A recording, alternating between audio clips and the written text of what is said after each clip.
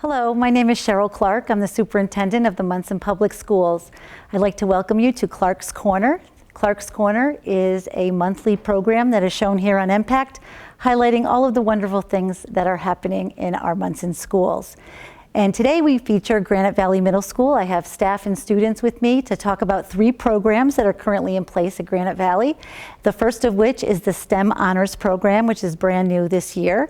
And I'd like my guests to introduce themselves. Hi, I'm Amanda Holbert, and I'm in 8th grade. I'm Laura Medeiros, and I'm also in 8th grade. I'm Derek Joyce, and I'm in 7th grade. I'm Mrs. Boucher, and I'm the STEM teacher. Great. So I just have some questions for you, and feel free to jump in, any of you, if you would like to answer them. And the first one is, what is the STEM program, and what makes it so special? Well, the STEM program was designed for 7th and 8th grade students who are advanced in math and science and wanted to have something that was not the traditional science class. We do focus on the Massachusetts standards that they're required to cover, but we do a lot of project-based work, hands-on work, and bring in speakers as well. That was one of my questions later. I want to hear about that. Okay, great. So how many students are in the program, Mrs. Boucher? There are 24 students. Okay. 15 are 8th grade, 9 are 7th grade. Okay, so it's a combination. And how often do you meet? Every day, actually. Every day. So Yeah. is it in place of a class or? It's Yeah. in place of our science class. Okay. So, but you have math and science together, kind of So combines it's like both? kind of like a second math class also. Oh, okay. And so you meet every day, and it's a combination of 7th and 8th. So some of the students will be in the program again next year, potentially? Yes. Yes, okay, great. And so guest speakers, tell me about the guest speakers. What are some of the, I know you've had an astronaut, or the spacesuit was in last week or the week before. Can you tell me about that, or some of the other speakers?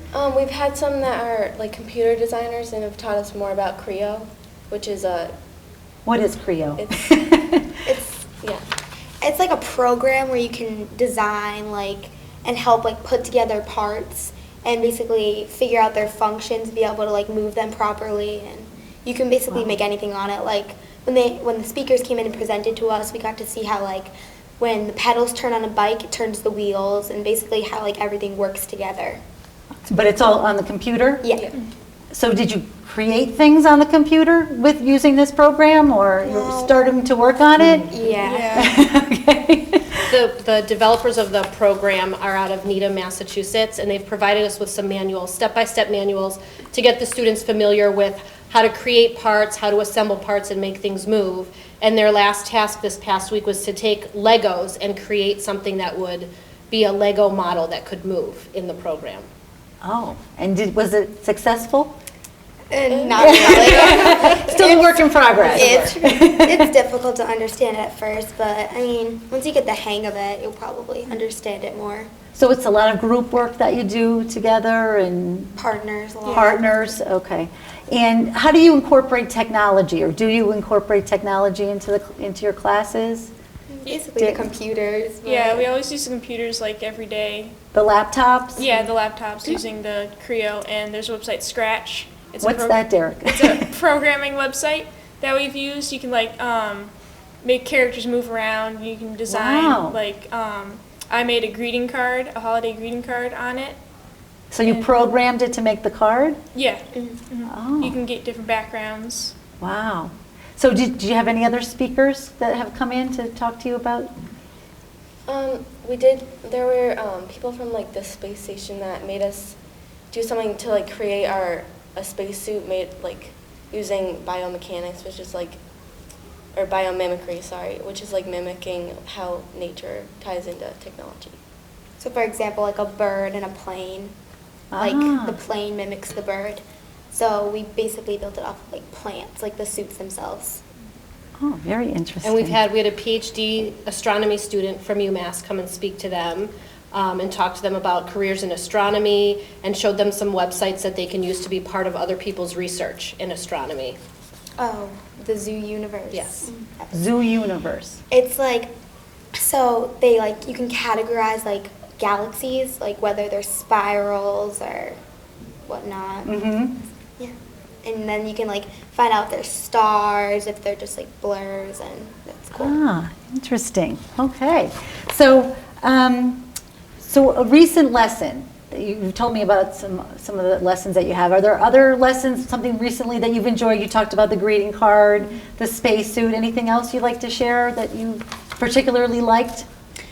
Well, we did like a little project in class where we just had to make like spacecrafts, like any type of spacecraft we wanted. We had like specific materials we had to use. Like? So there were like Dunkin' Donuts cartons, like for the cups. We had, what did we have? We had popsicle sticks, coffee toilet can, paper rolls. toilet paper rolls, and we had to like And you made spaceships? little spacecrafts. They could be Spacecrafts. And they had a certain I was going amount to- of material they were allowed to use. And was there a criteria that Yes. they had to follow? Yes, and there was a Ah. criteria, and then the next day I threw a wrench in the works and I said, okay, now you can swap out a piece of material or you can purchase something else, but you have to use these new things that you're taking on. So some of them kept their spacecrafts the way they were and some of them completely changed the design. And what did you do? Well, me and Amanda worked together. We completely changed it because it did not work out the first time at all. Oh, and Derek, what did you do? Me and my group, we made just like a normal rocket ship with thrusters and like. Did you add anything to it later, or you stuck with your original? We had new materials for little strips of paper, like about this long. I cut them and made them into fire for the rockets, actually. Oh, very nice. Excellent. So what do you like about the program? Are you enjoying it? Yeah, the main thing that I like about the STEM program is it just gets you thinking about your future and like what you want to be when you grow up, and it just, the whole STEM class, just, it feels like we're a family, and if anyone else walked into the room, you could just tell that, like, you could think that we've been together all of our lives. That's wonderful. That's great. How about you? I find it really motivating. Like, it gets me going, and I'm excited for that class all day. Like, it's the one I look forward to, and it's just fun to be in there all the time. That's one. And Derek? Yeah, STEM is really laid back. It's a good way to end the day. But I mean, we still do work, but it's like, It sounds like it. yeah, but it's just different than the other classes. So do you want to go into something, a career in this area, or maybe you're rethinking something in that area, or? I thought that I wanted to go into like forensics, but tied in with that, I might want to do like some engineering things. Ah, excellent. So how are you chosen for this program? So in the spring, so last year in the spring, the students were asked to fill out an application if they were interested in this program. And the application included personal information about themselves. They had to fill out a self-assessment survey. Their parents had to fill out a survey. They had to ask for a teacher recommendation. Right. And then we looked at their grades and both their MCAS and their Galileo scores. Right? And there was an essay involved, I think, Yes, too, there was right? an essay as well about why they would want to be in the program. And there were quite a few that applied, right? So it's pretty selective? It is very Yes. selective. We look at all of those things. A team gets together and reviews all of the information that's been collected, and we make a decision. It's very difficult sometimes. Yes, I remember that process last year, I know. So if I'm a student watching this program, I'm a 6th or 7th grade student, and I'm saying, oh my gosh, this sounds great, I want to do this next year. Is there anything I can do to maybe increase my chances or, to get into the program? Just think about science and math. It's just main about that. Like, if you like science, then I would recommend it to you, but just try hard. Try your best. Definitely keep your grades up. I mean, it's all about like where you stand, and you have to have obviously some good grades. So stay up there and do your best, and you'll get there. Excellent. Any other suggestions, Derek? No, I agree with both of them. Great. Okay. Well, thank you very much. This sounds very exciting. I'm looking forward to seeing what you are all doing. I'll be in the next week or after vacation to see what you're working on. And I thank you so much for joining me. And next up, we will have some students join me to speak about the peer mentoring program. Thank you. Okay, next we will be hearing all about the peer mentoring program. And with me, I have Kate Watts, who is the assistant principal at Granite Valley, and some mentors and mentees in the program. And I'd like you to introduce yourself. Just give us your name and grade. Hello, my name is William Wilmette, Grade? 8th grade. Grade? Alexis Wilmette, 5th grade. Keisha Rosa, 8th grade. Ashley Gonzalez, 5th grade. And- Kate Watts, not telling my age. Okay, so Mrs. Watts, what is the peer mentoring program and what makes it special? We're really excited about the peer mentoring program because it provides an opportunity for 8th grade students to be paired with 5th grade students in the building. And the 8th graders meet with their 5th grade mentees every morning. It is a homeroom period from 7:30 to 7:55. And they work on activities that are associated with their academics as well as some fun games as well. And some organization, do you do sometimes organization work? Yes. Okay, great. And approximately how many students, total 8th and 5th, are in the program? We have approximately 60 students that are involved in the mentoring program That's a at this big time. group. That's awesome. Wonderful. And how are students chosen to be mentors? Well, Keisha, do you want to speak to that? Usually you have to go through a program or a training. Right. You are usually recommended by your teachers, your parents, or your encore teachers. Okay, so there's a packet that you fill out, Keisha, is that Yes. right? Yeah, and so tell me a little bit more. In the packet, there are some rules and things like that that tell you how to work with your mentee and how to be friendly and show them around the school and things like that, so they can actually feel more comfortable in their place. And you do have to work with the rules and things, because sometimes there are some limit to what you can do with your mentee. So Okay, and so there's a packet that you fill out first to apply, and then not everyone is chosen, obviously. It depends on the right fit for the program. So that's great that you've been chosen. And so now, Willie, do you work in the morning in the cafeteria with your No, students? So you're in a different area, right? Yes. So can you tell me about that? I work in the storeroom. Right when I get to school, I go straight there. I work with a student. He is a very good kid. He never gives me any problems. And then in the afternoon, I work with another student in the storeroom. Wow. And what our program is, we usually either play games. I'll ask them how their day's going, if they need anybody to talk to. So kind of a social skills Yes. kind of a thing? And I have to make sure they check in if they have everything they need for the day. Awesome.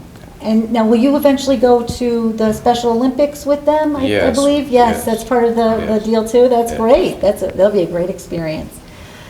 So what are some qualities of a good peer mentor? When you think of your mentor, Alexis, what are some qualities that you like about him or her? she is nice. She's She listens to me. Excellent. Yes. How about you, Ashley? She's really good with like helping me with problems that I don't understand or something like that. Oh, great. So she helps you with your homework and, oh, that's awesome. Anybody else have any? What are some qualities? Well, I know that in the process, when we're looking at the students that are our prospective mentors, we're always looking for students that are able to communicate well, that are also positive role models and get their own work done. They need to be well organized themselves to be able to help another student be organized. Right. So you mentioned the training. So you went through a training last year? Last year, towards the end of the year. Right. And I believe that I was training you at that point in my Yes. career, yes. And so you talk about the qualities of a good mentor, and as you said, how to talk to somebody who might be hesitant to kind of get to know you. And you found it successful working with Yes. your mentee? It really did help. Oh, great, wonderful. So what are some of well, you talked about some of the activities you do. How about you girls? What are some things that you do? You said, Ashley, she helps you with your homework. And anything else that you might do together, Alexis? Usually we go in groups and read together, Oh. and we do multiplication facts. Oh, that's a good skill to have, yes. Okay, Keisha, how about you? There are some educational games that the mentor and mentee program provides. You do learn a lot of mathematical facts, but at the same time you're having a lot of fun. So it's not just all, let's get in there and get to work. You have a little time to connect. Great, that's wonderful. So, Alexis, you said you like to read with your mentor, and you do math, Ashley? You like work on the math with yours, or the times tables? Anything else that you want to talk about that you work on with your mentor, your mentees? Well, usually, like I said, I'll ask him how his day's going, how was his week, if he has any problems that he needs to talk to me.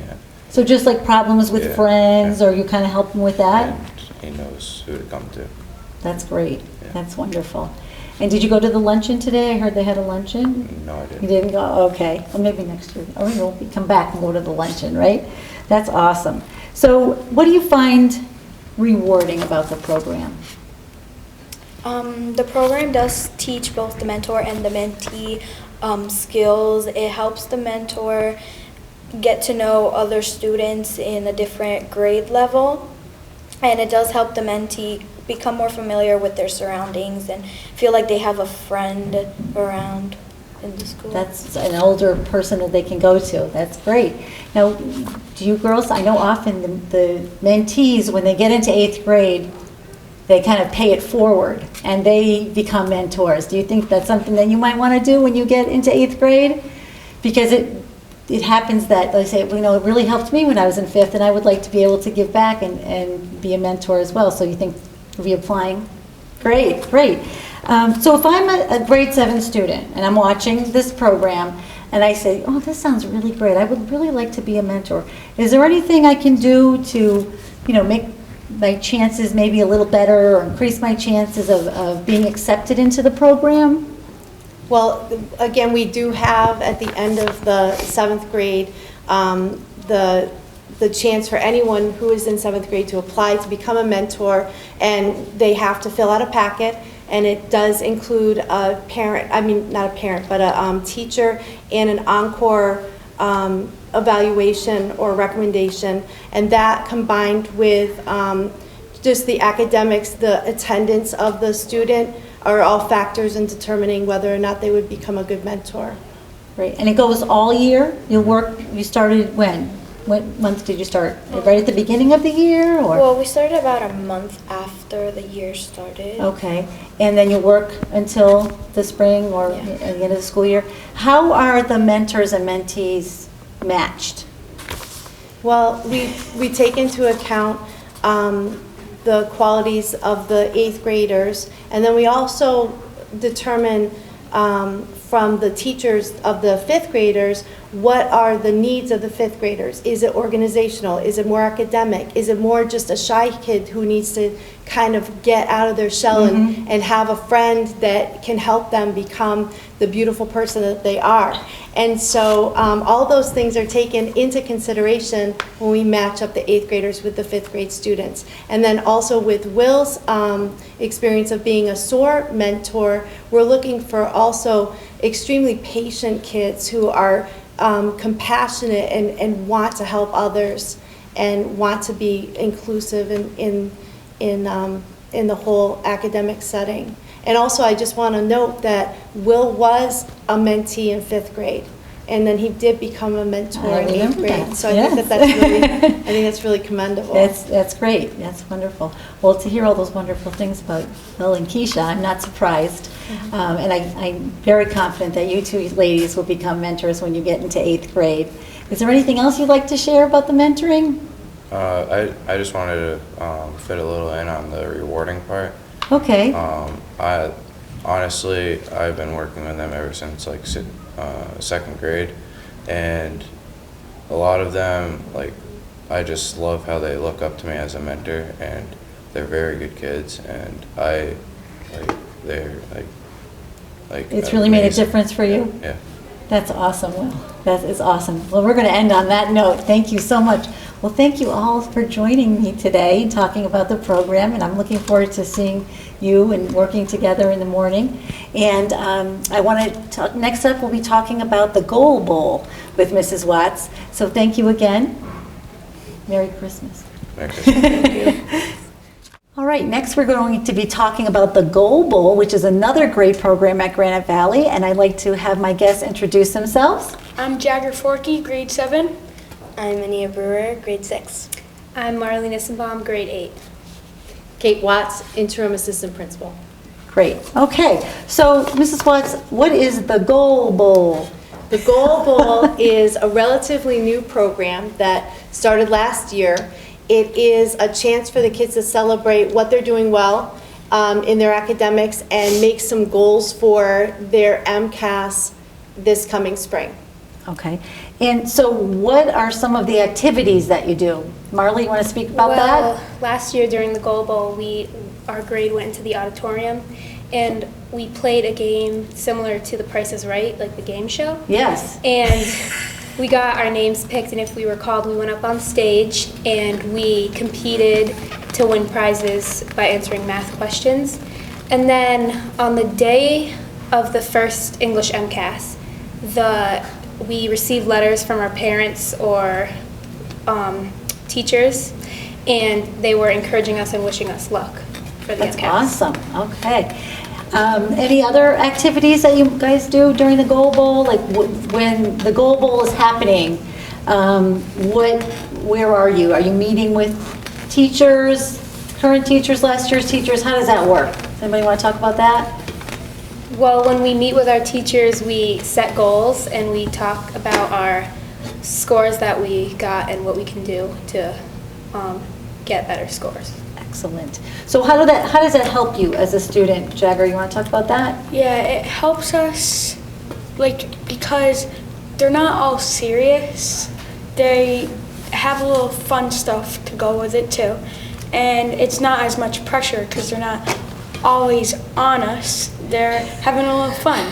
Right, so you're still working, but you're having fun. You're taking things seriously, but with a little fun on the side. Exactly. Right? Okay, I like that.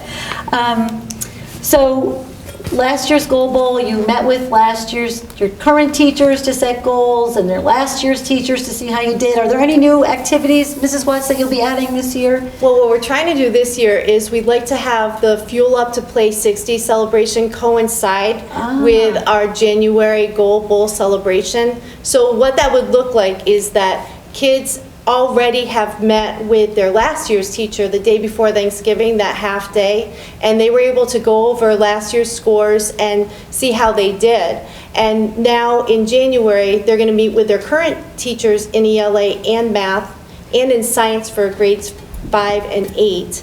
And they're going to be able to make goals for this year, be it increasing their language output with their written response, or another factor of the testing such as identifying theme or whatever it is that they had a difficult time with.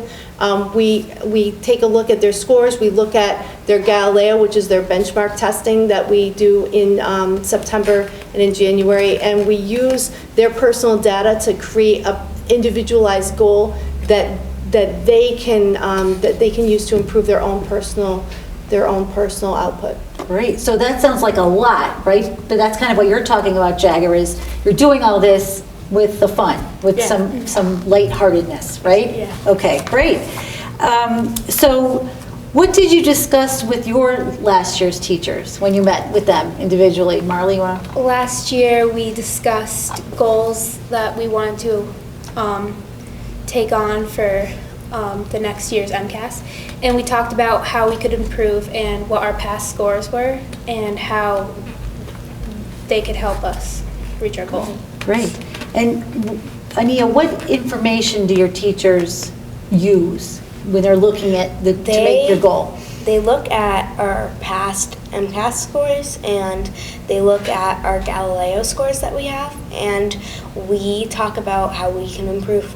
And they put some input about what we have been doing the past school year that they've been having us to talk about what we can do as goals, and we're also talking about what we can do better, and also like with school and also with paying attention or organization and stuff. Okay, so it could be something like that. So it kind of takes, some kids, so they hear the word MCAS, they say, oh, so it kind of takes that whole stigma away from MCAS and really says, oh, come on, bring it on. We can do this, right, with the MCAS scores. Okay, great. So, Jagger, how much freedom do you have to provide input into your goals? We have a lot of freedom because they don't just tell us what our goal is and what we need to do. We get to come up with our own, not too much, but we get to come up with our own, and it makes us do better. So that's how it helps you? You kind of have that in mind when you're in school, what your goal is? Yeah. Awesome. Okay. So how do you remember them, Ania? After you create your goals, how do you remember the goals?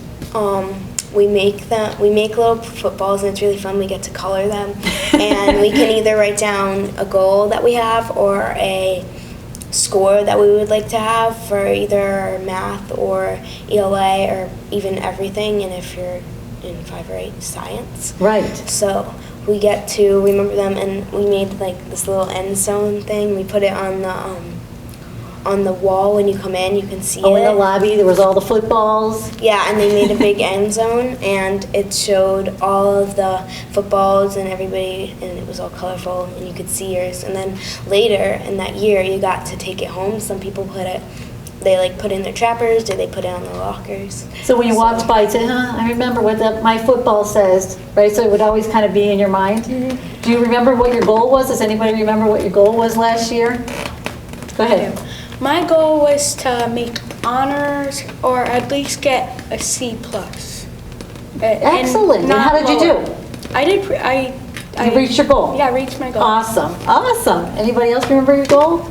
I think my goal was to do at least like a 270 on English MCAS, and I think I did that. Awesome. That's great. My goal was to explain more when I was doing my MCAS, and when they asked me to explain, I would explain and show my work. Like more details.